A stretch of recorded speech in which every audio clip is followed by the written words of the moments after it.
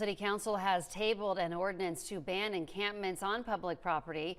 That means they can take it up in the future, but don't have to.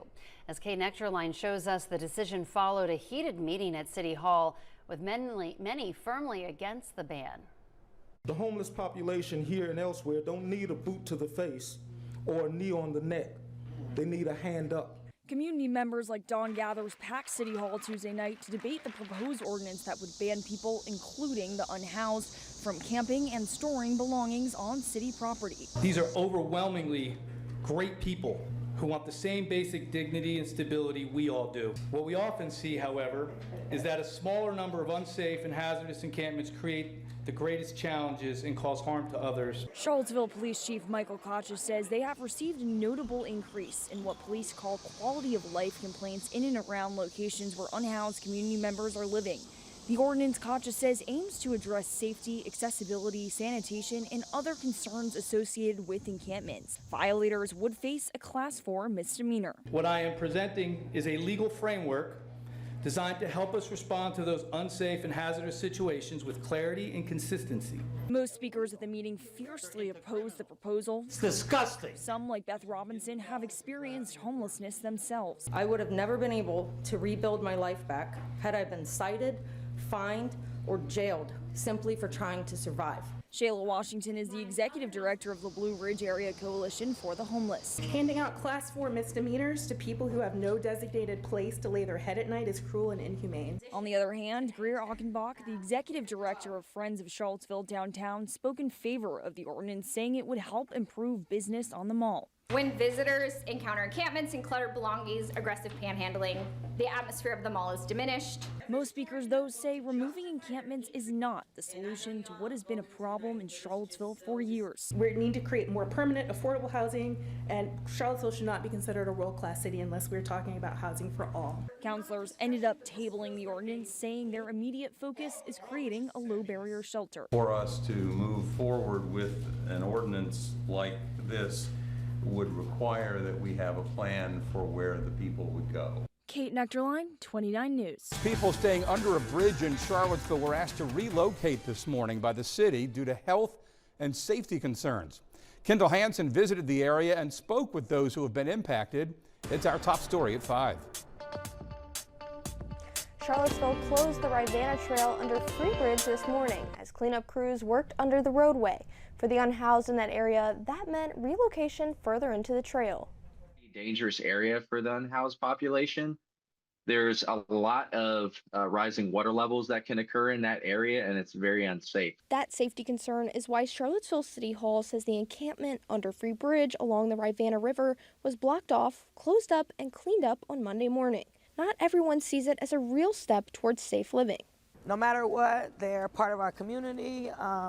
We should help them the best way we can and not penalize them for doing the best they can with what they have. Thada Mensah is with the Blue Ridge Area Coalition for the Homeless. She visits encampments along the Rivanna Trail, connecting unhoused people with resources. I feel like they found a good spot for them to shelter, which was the coolest, and then it was by water. And if it rained, it had the bridge, shelter. It makes sense for them to be right there. Mensah says people staying under Free Bridge were asked to leave, moving their belongings and tents from the area to somewhere else. Not that big of a problem if it's hidden. If they go further back on the trail and into the brush and shrubbery where you can't see them as much, then they're not usually bothered as much. Kyle Irvin with the City of Charlottesville says police have been assisting individuals with relocation for 2 weeks, connecting them with resources and storage for their belongings. This is the city and the community coming together,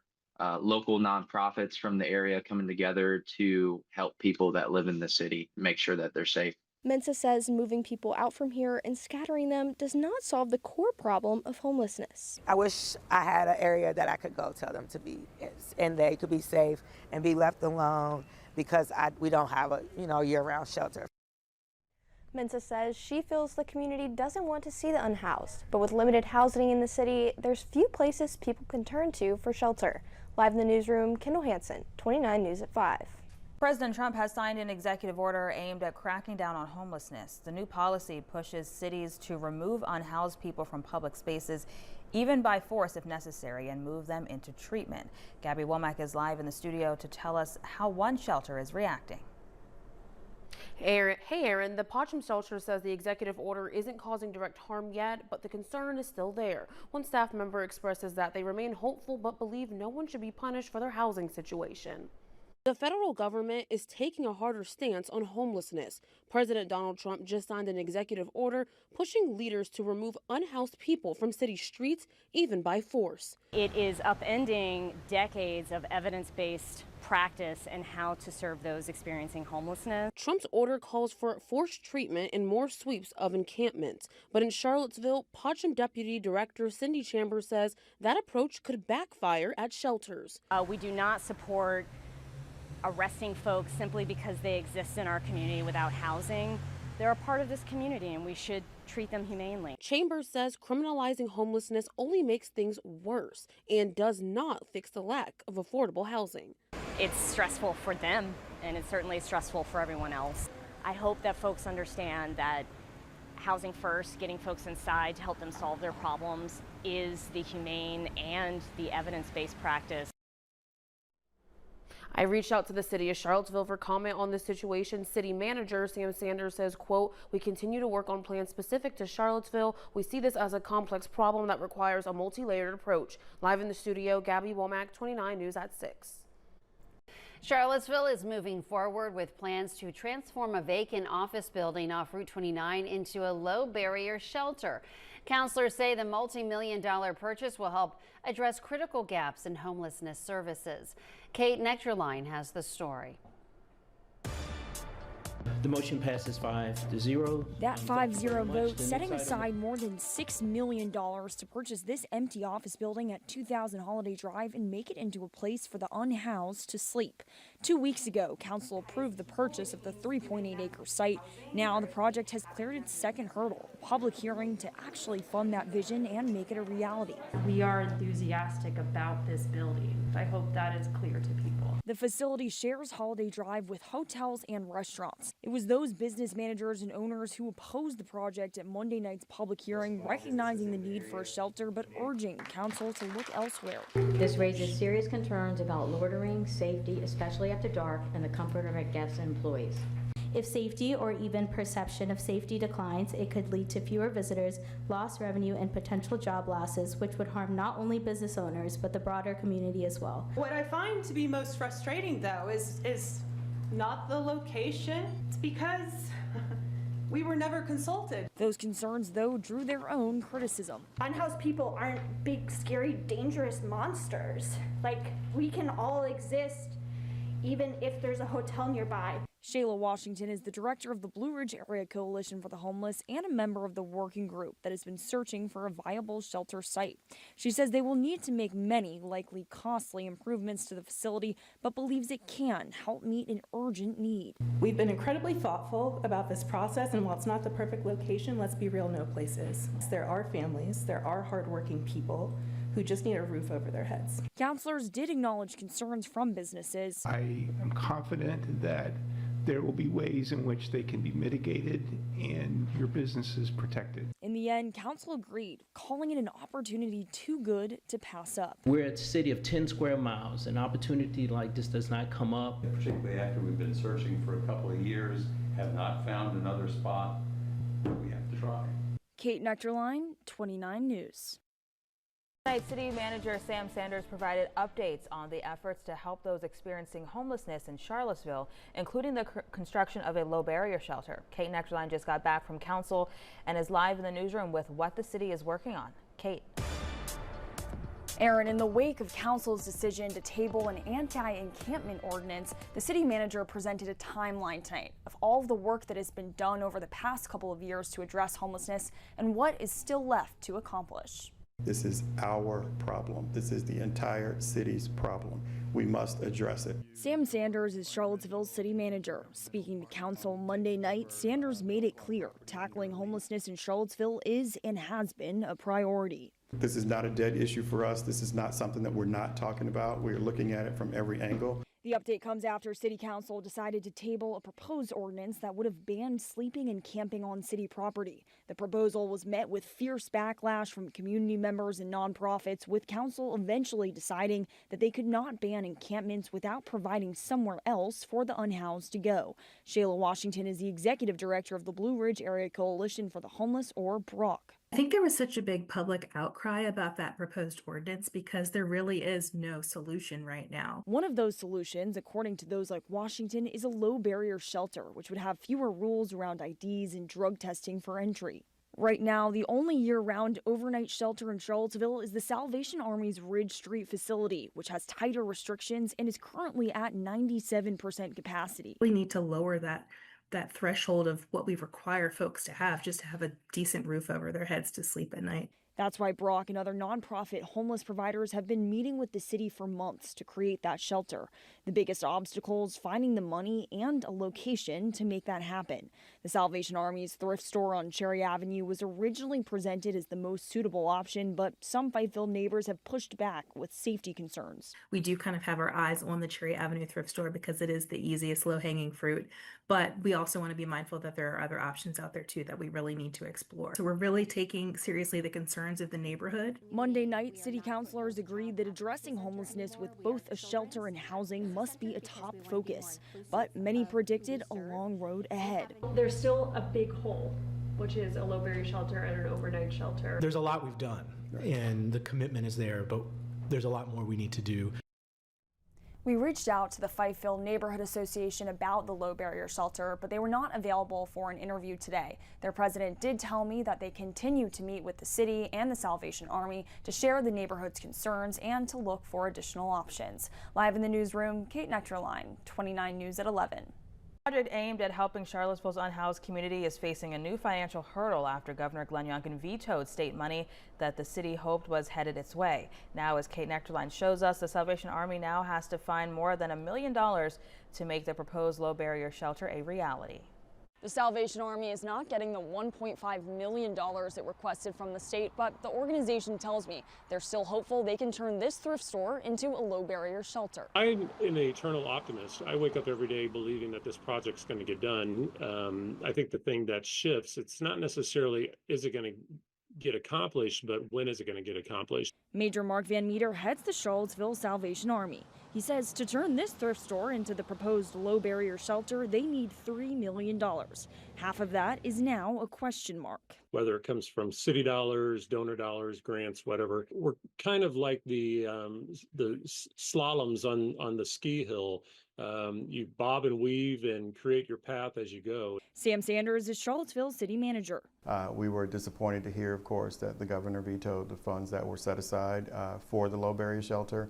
That just simply means that we have to find that money in other ways. For months, the city has been in conversation with the Salvation Army and the Fifeville neighborhood about this proposed low barrier shelter, which would have fewer rules about IDs and drug testing. Both Sanders and Van Meter say these conversations will continue, and there is an urgent need for this type of shelter in Charlottesville. And if we can help people progress up that ladder, if you will, the low barrier shelter, the high barrier shelter, supportive housing, those type things, then I think we are successful if we move people along that continuum of care. Kate Nectarline, 29 News. And with another winter storm moving through our area, many of us are looking forward to going home and sleeping in a nice warm bed. But some in Charlottesville don't have that option. As Kate Nectarline shows us, the winter weather is shining a light on what is still needed to address homelessness in the city. With snow and freezing temps, the need among Charlottesville's unhoused community grows more urgent. Homeless service providers say they're doing everything they can, but still gaps remain. We're not doing everything that needs to be done. We're doing what we can do. As Charlottesville is once again coated in snow and ice, those without shelter are searching for ways to stay warm and survive. At the Salvation Army, beds for men are fully at capacity and for women close. And we need to do more. Typically, the Salvation Army opens a warming shelter during snowstorms, but this year, Major Donald Wilson says there have not been enough volunteers or staff to make that happen. Our volunteer level has dropped off. Some of that is due to our own personnel limitations. We believe that people will respond as they know of our need. In the meantime, the Salvation Army and other service providers are working to offer other necessities, coats, blankets, and warm meals. Just imagine not having a place to be. They have to create some type of comfortability wherever they are, and that's really, really hard. Sada Mensah is with the Blue Ridge Area Coalition for the Homeless. She says even with those supplies, the biggest need is still shelter. It's urgent, like last year, the year before. The city has closed on 2000 Holiday Drive, and with the help of nonprofits is hoping to transform it into a place for the unhoused with fewer rules for entry. Wilson says that and the Salvation Army's planned expansion, which would nearly double its capacity, will be critical. Not only just serve in emergency situations, but to move people through the steps, through the stages of stability. Kate Nectarline, 29 News.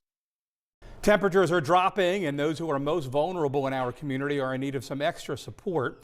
That's why one provider at UVA Hospital collected 42,000 pairs of socks for the unhoused in the Charlottesville area. It was part of a month-long collection called Socktober, done by the hospital's nutrition provider. The donations were split evenly between the Haven and Salvation Army and delivered today. Organizers say they tripled last year's donations.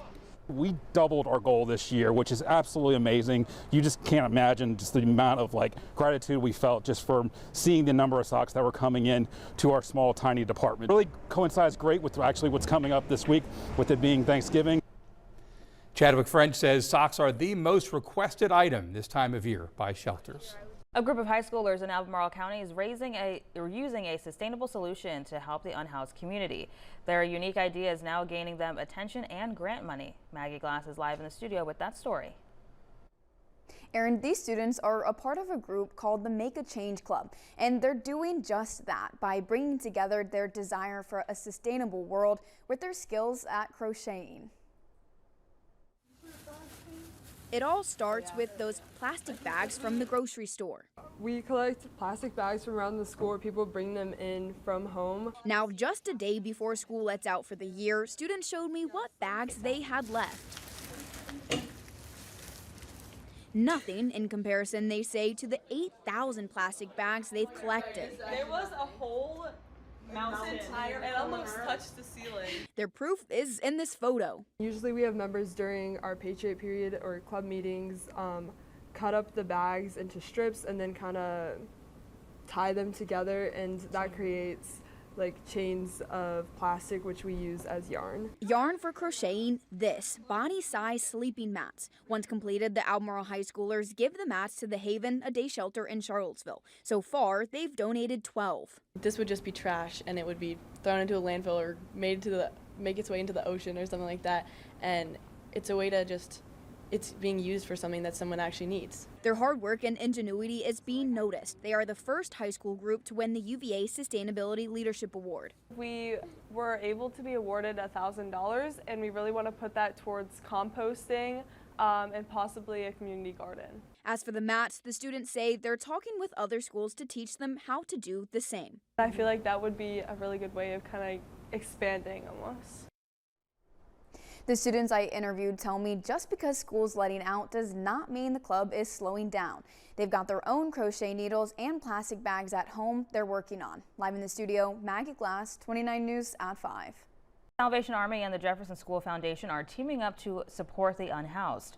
The pair is hosting an event that will give the community a chance to experience what it's like to spend a night outdoors, just like some members of the unhoused community do every night. Amaya Mitchell shares the details on Sleep Out Seville. When you actually try and put yourself in those shoes, and maybe our community members and our neighbors can actually see what it's like when you don't have anything around you or underneath you except that concrete or that little patch of grass. The Salvation Army and the Jefferson School Foundation are teaming up to host Sleep Out Seville. Both organizations want to spread awareness and get people more empathetic to the issues the unhoused community face. We'll be actually sleeping out in the elements just as our unhoused brothers and sisters do on a daily basis. I have committed to personally participate in the sleep out, and I'll be the first to tell you I'm going to miss my warm, cozy bed, but I'm glad that I can use my platform as mayor to bring awareness to this critical issue. If you sign up, you'll spend the night out here on the grounds in front of the Jefferson School Foundation. Registration is $10, but the organizations say it's about more than just the money. The cost is not important. What's more important is not the funds raised, but if we have people that come and take away more an awareness and an education of what it's like to be unhoused. What I believe that this would do is allow people to be really strong advocates for the unhoused. And so when it comes to city council meetings or other nonprofits in the community that are dealing with this, they'll be willing to, they have really an army of advocates, of people that understand what it's like to be out in its elements all the time. In Charlottesville, Amaya Mitchell, 29 News.